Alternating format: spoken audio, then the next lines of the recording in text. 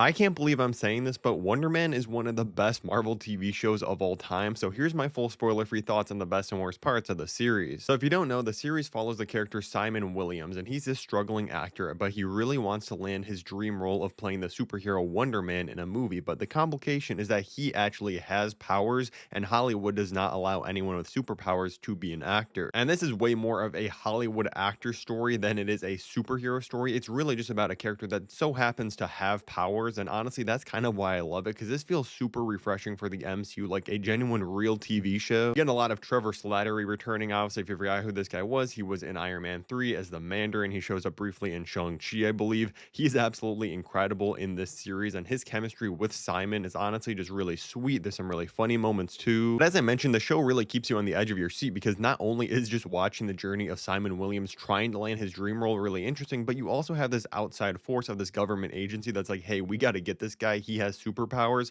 which I think has some big consequences for things going forward in the MCU. I am going to start talking about a little bit more specific things here, but no real big spoilers on any twist or the ending or anything like that. But this show is just incredibly creative. Like in episode 3, there's a moment when Simon is talking to Trevor, and he says, yeah, nobody's going to let a superpowered person in Hollywood again after what happened to this man, the doorman. Then the entire next episode is just this self-contained story about this guy, the doorman, that gets superpowers, starts getting into the world of Hollywood and doing commercials, chasing fame and everything, and his entire backstory. And that shows you why superpowers are not wanted in Hollywood anymore. And this was one of the most interesting things I've seen in the MCU in a very long time. Like a lesser series could have just had a sentence or two explaining what happened to a guy with superpowers in Hollywood in the past and just had left it at that. But no, we get an entire episode explaining it, and it was fascinating. And as I mentioned, this is really more for film and Hollywood lovers. If you're interested in the movies and TV shows about acting, the process of going through auditions, what happens behind the scenes, this is really for you. There's also tons of different film references. You even got people like Joe Pantoliano showing up in this, which I never expected in an MCU project, him just showing up as himself. Bar is so low for superhero TV shows that I have to say this, but it really feels like a true TV show. Like just the episode structure,